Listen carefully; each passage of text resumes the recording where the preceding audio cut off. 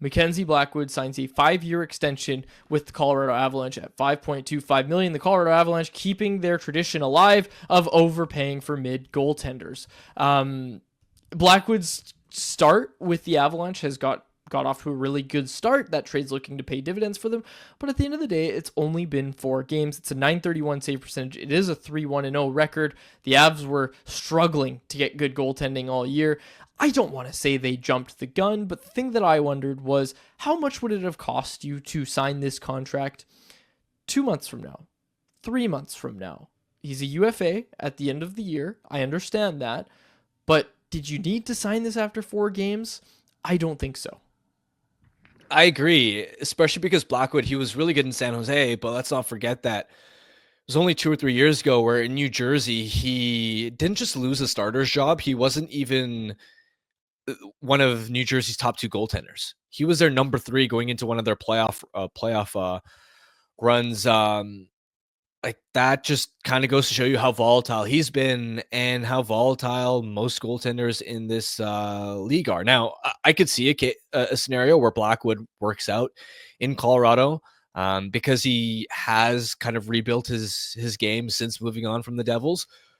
But like you said, I would have wanted to wait for another month or 2 at least to have confidence that his success in Colorado is sustainable. And I can't imagine that the price would have gone up by a ton if Blackwood would have maintained this performance for another month or 2. This is a hefty price, in my opinion. It absolutely is. And the second part of this question, what does it mean for Kevin Lankinen and the Canucks? And obviously that's going to be the focus of how we talk about this. Lankinen, a year older than Blackwood, similar results throughout their career. Lankinen's been a better goaltender longer than Blackwood has. This is a smaller sample size for Blackwood, and I know Lankinen's save percentage on paper isn't necessarily pretty at a .907 right now, but look, I know everybody loves their counting stats. If you've watched Kevin Lankinen this season, you know that he's as good of a goaltender, if not better, than what Mackenzie Blackwood is right now. So use this, I don't want to say as a starting point, because I think what this does harm is we've seen what Linus Ullmark got. We've seen what Jeremy Swayman got. We've seen Jake Ottinger. It's this 8.25, right? Like they love this 8.25 cap hit. Okay, so that's for all-star goaltenders, right? That's the contract that all-star goaltenders are signing. And we kind of know that is your benchmark. And if you're a franchise goaltender like Igor Shesterkin, congratulations, you're getting $11.5 million annually. But these star goaltenders were cashing in at around 8.25, right? And I think that's actually the cap hit for all those goaltenders that I mentioned, 8.25. But what we didn't know was what the tier below that, the starting goaltenders, but not necessarily star starting goaltenders, what were those guys going to sign for? And in my mind, like, this sets the market. In my mind, this sets the market. You've got, obviously, the Canucks have Demko at $5 million. He's going to be moving into that higher tier as soon as his contract's up. We know that. We've known that. But for Blackwood, like, this is a comparable for Kevin Lankinen's camp to use, in my mind. Yeah, if I'm Lankinen's camp, I'm absolutely using it as a comp. But in having said that, even though their resumes are similar, I'd be surprised if Lankinen commands that type of contract. Right? Are you really going to go from one season? You couldn't really score a multi-year deal with any type of significant cap hit on it to the point where you had to take a 1-year sub $1 million contract to one summer later, the team's going to give you like a 5x5. It's not impossible, but I would be surprised, especially because I think Blackwood has a stronger pedigree. Like coming up, he was viewed as a really promising up and coming goaltender. A lot of people thought like future of Team Canada type starter, in some part because the Canadian goaltending pipeline is weak, but also just because Mackenzie Blackwood was a legitimately highly touted prospect. And he has a longer track record of having been a starter. He was a starter for quite a while in New Jersey. Of course, there were some ups and downs in that. But then he was also a full-time starter last year for San Jose. He was a full-time starter this year for San Jose. Whereas when I look at Kevin Lankinen, he's never played more than 40 games in a single season. So the way teams may view Lankinen is he doesn't have he never had the type of pedigree where people expected Lankinen to mold into a legit starter the way people always assumed Blackwood had the talent and pedigree to do that. And B, like before the season, he's been not just a number two, but a traditional backup in Nashville. When you look at his games played, like not even a 1B, like just a straight up backup. And this is the first year that he's kind of shedding that label. And I don't know if it's a long enough track record for him to really command a 5x5 contract. Maybe I'm wrong, but that's just what I think looking at the situations. What I will say is, again, if it's a comp, it doesn't necessarily mean that, well, this is what we're demanding because they're the same goaltenders, but it's a comp for goaltenders signed into the future because they didn't have anything right now. Go look at the NHL goaltender contracts in the league right now. Kevin Lankinen's camp didn't really actually have a comparable that they could point to. They have that comparable now. And again, I agree with you. I think it is less. I think it is less than what Blackwood signed for.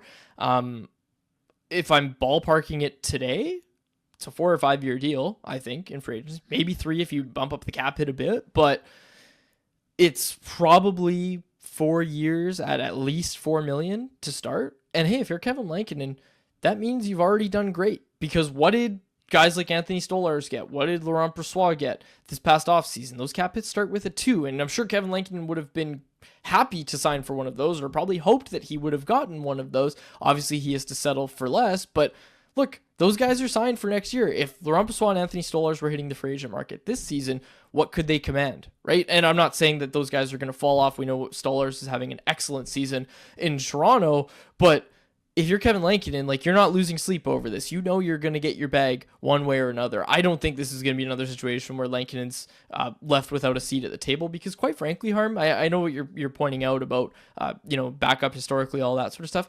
There's a lot of teams out there kicking themselves for not signing Kevin Lankinen. Go look at the goaltending issues around the league right now. How much do you think Colorado would like to have Kevin Lankinen at the contract that he's on right now? If they did it, they'd still have their second round pick, and they'd have a lot more cap space for the next 5 years probably. So I will say that the context of everybody kicking themselves for missing out on Kevin Lankinen is probably going to drive his price up on January 1st. Big picture, I think, and this isn't necessarily to do with one specific contract in particular, but I think it's insane that we're at a point now where goaltending is more volatile than it's ever been, in the sense that how many goaltenders can you rely on and expect to give you elite or even above average play every single season? And this isn't even just like the middle of the tier goaltenders. I'm talking like a Jake Ottinger, for example, who has had some years where he's played at an all-star level, but then you look at his play last year, and he was up and down the entire season. Like, Ottinger had a .905 save percentage last season and was outdueled in the Western Conference Final by Stuart Skinner. And so it's, goaltending has never been more volatile, and yet teams and the market as a whole has evolved to where these guys are just making more and more. And look, I can understand why Dallas paid Ottinger that contract, because ultimately I'd still rather bank on Ottinger than the middle of the tier guys who are even more volatile. But then when you get to the Blackwood tier, like, that's where really, if I'm an NHL team, I do not want to spend big term and big dollars, just because you can't trust these guys. It's one thing if Igor Shesterkin is commanding the number that he is, because, okay, fair enough. He's the type of guy that you expect to be in the Vezina conversation.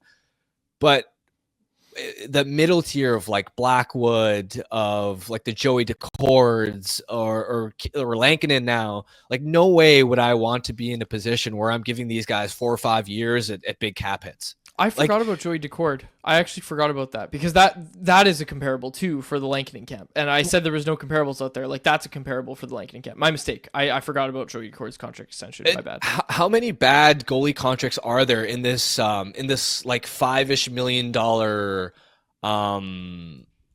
range? I mean, right off the top of my head, Tristan Jarry signed a very similar contract to the one Blackwood has right now. But don't you think it's fair to say that Tristan Jarry's in a tier higher than Blackwood?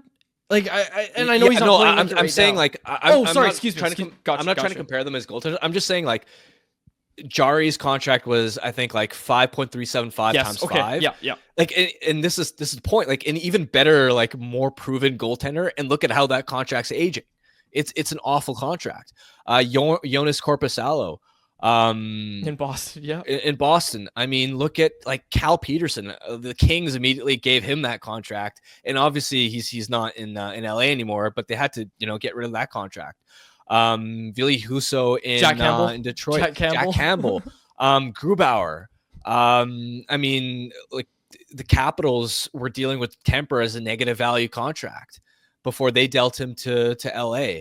It's just, I don't know. These I don't like giving, like, this idea of giving like okay to like decent goaltenders a lot of term and dollars, just because most of the time they age poorly.